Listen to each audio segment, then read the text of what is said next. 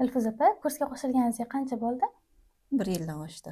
Oldin o'zi ishlardim. Homilador bo'lganimdan keyin shu uyda o'tirib, bolam uchun уже Instagramda ko'rdim, mana shunaqa lyulkalar to'qilayotganini to'qishga harakat qildim-da, и hammaniqilarni ko'rib chiqdim. Ichida eng yoqqani siz ishingiz bo'ldi. Rahmat. Chiroyliligi, tekisligi bilan yoqdi-da. Keyin o'sha sizga bog'lanishga harakat qilib, kursingizga yozilib o'qidim. Lekin o'zim bolamga nasib qilmadi to'qishlar. Lekin boshqalarni shirin farzandlariga to'qish nasib qildi. Mashalloh. Zakazlar ola boshlagansiz. Zakazlar olishni boshladim. To'qib beryapman. Ishimdan mamnun bo'lishyapti. Ularni anaqa xursandchiligini ko'rib, sizni sirasi esimga anaqa qilaman. Rahmat, shunchalik shulardan o'rganganimga afsuslanmayman. Juda xursand bo'laman. Rahmat. Vaqtim bekorga ketmagan. Shu homiladorlik paytimda to'qidim, o'rgandim. Juda ham xursandman. Rahmat kattakon. Keyin ko'pchilik homilador paytida to'qib bo'lmaydi deyishadi. Siz homilador vaqtingizda to'qigan ekansiz.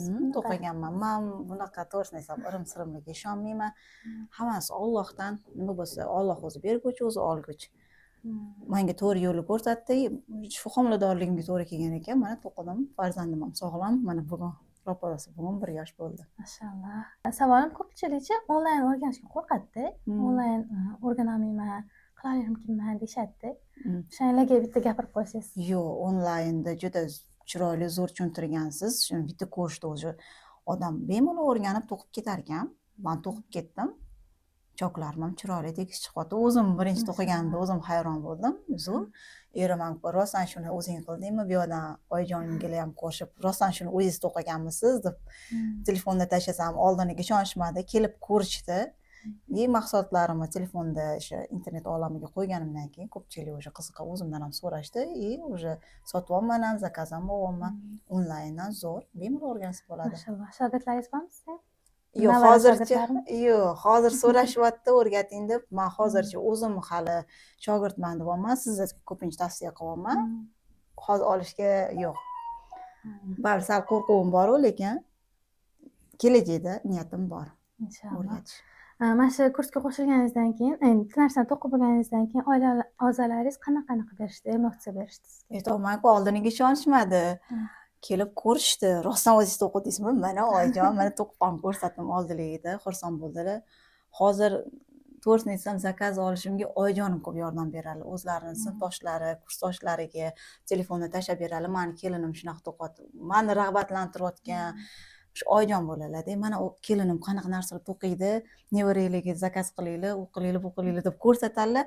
Ular ham sira zakaz beryapti. O'zi oyijonni ko'proq shu sinfdoshlariga, nevaralariga to'qiyapman. Hozirda. Mashalloh, barakangiz bersin. Qani, mana shu to'qish bilan ovora bo'lib, ko'pchilik uy ishlarim qolib ketsa-chi, qaynonamga gaplashsamchi, shunaqa degan gap so'zlar bo'ladi-da. O'shalarga biroz boshida to'g'risi o'zimda ham shunaqa qilib bo'ldi. Ulgurmay qolaman, hozir chaqalog'im bor-ku dedim. Yo'q, agar harakat qilsangiz hammasiga ulgurar ekansiz. Ovqatimni oldin balkim uzoqroq qilgandirman, hozir tez qilishga harakat qilaman. Uy ishlarimni tez qilib, undan ortgan vaqtimni tez to'qishga harakat qilaman. Ulguryapman. Ulgursa bo'ladi. Odam o'zida bog'liq. Hammasi harakat qilsangiz hammasiga ulgurar ekansiz. Mashalloh. Ko'pchilik aytishadi, qo'shilsam qanchada pulga daromadga chiqaman deyishadi. Siz ham shu narsani o'ylaganmisiz yoki hayolingiz boshqa joyda bo'lib, o'zidan o'zi bo'lganmi? Boshida to'g'risi men ham o'ylaganman, lekin bunaqa daromadga chiqa olmasam kerak. To'qisam o'zim uchun, bolalarim uchun to'qiyman deb o'yladim. Yo'q, aytaman, bitta ishim bitgandan keyin uyimdagilarga, shu oyijongalarga ko'rsatgandan keyin uni telefonga qo'ying deb o'zligi taklif qilishdi. Telefonga qo'ydik ham.